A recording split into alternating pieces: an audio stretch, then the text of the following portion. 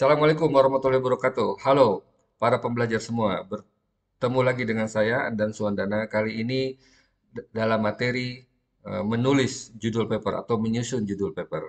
Ya, ini hal yang saya kira masih jarang juga teman-teman ketahui ya, karena sebagian kita apa namanya eh, karena sebagian kita mengetahui bahwa menyusun judul paper itu sama dengan menyusun judul skripsi. Padahal ternyata ada ketentuan yang berbeda ya dalam perkembangan perjurnalan dewasa ini. Baik, Bapak Ibu sekalian, kita tahu bahwa agar paper itu menarik, maka kita harus mencari topik yang hot issue ya atau trending issue atau up to date ya, atau dia itu penting, important masalahnya, atau dia itu urgent, penting gitu ya. Masalahnya itu penting.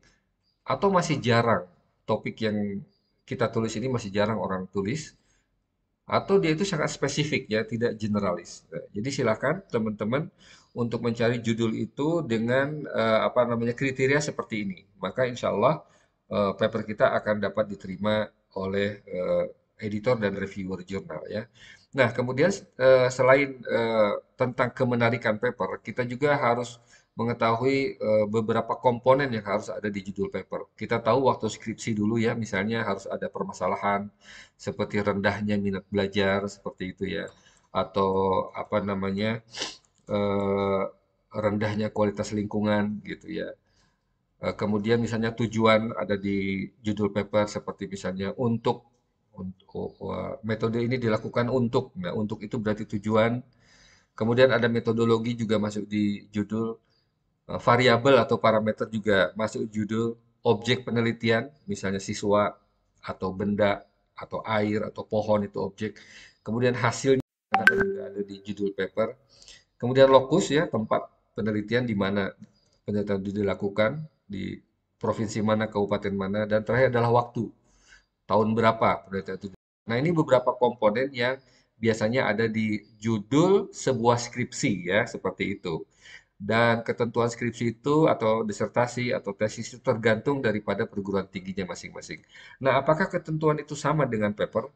Ternyata berbeda. Penulisan judul deskripsi, tesis, dan disertasi itu agak sedikit berbeda dengan judul di sebuah paper jurnal.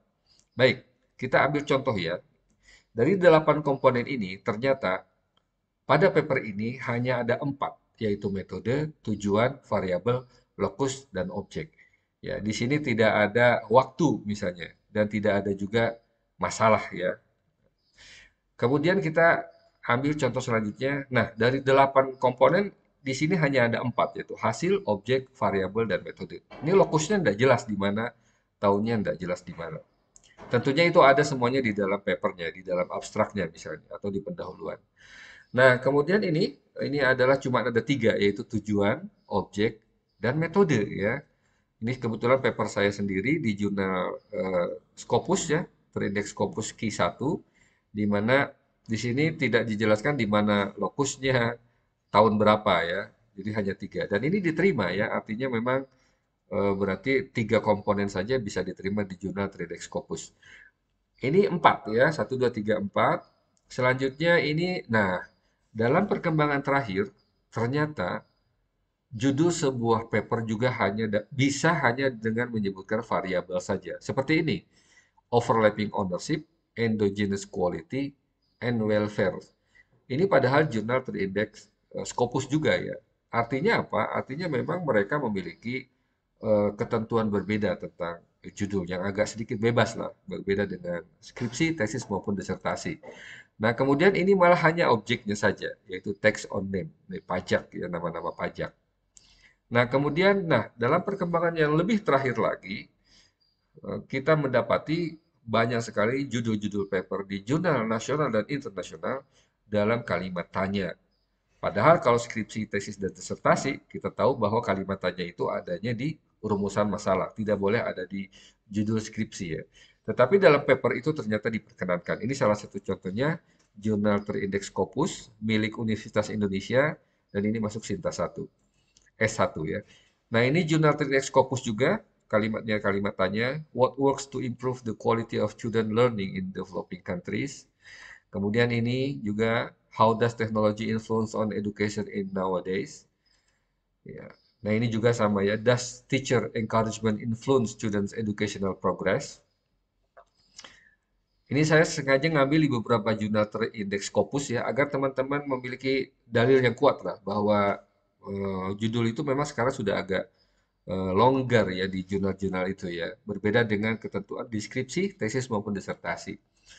Nah, ini di jurnal Indonesia juga sama, beberapa jurnal memperkenankan judul paper itu dibuat dalam kalimat tanya. Seperti ini, alumni pelatihan KTI, kebetulan saya juga jadi coachnya ini. Sudahkah jaminan kesehatan nasional digunakan oleh ibu di Indonesia? Kemudian ini, analisis sektor potensial, dapatkah pariwisata menjadi lokomotif baru ekonomi Nusa Tenggara Barat? Ini juga sama, kemiskinan di Kota Bengkulu, apa penyebabnya?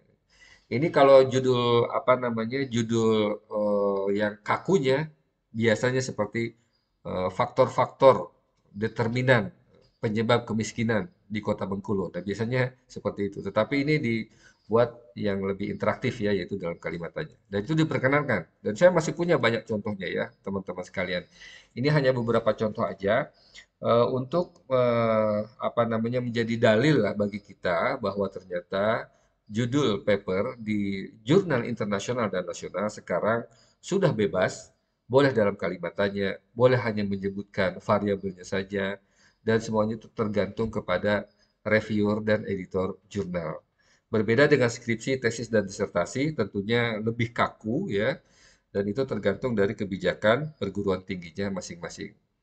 Dan ketika kita misalnya sedang menyusun skripsi, tesis, dan disertasi dengan judul yang kaku itu, dan kemudian perguruan tinggi kita meminta untuk mengirimkan disertasi kita ke jurnal, ya, maka tentu kita boleh mengubah judul paper yang di jurnal itu agak sedikit berbeda dengan judul yang ada di disertasi ya.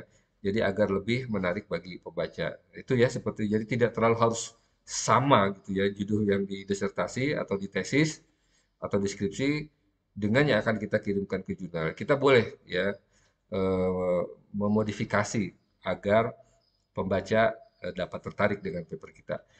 Demikian mungkin ya mengenai judul ini, mudah-mudahan ini merupakan ilmu baru ya, terutama mungkin bagi para penulis pemula bahwa ternyata judul paper itu agak sedikit berbeda dengan judul skripsi, tesis maupun disertasi. Saya akhiri, mudah-mudahan bermanfaat. Alhamdulillahirobbilalamin. Assalamualaikum warahmatullahi wabarakatuh.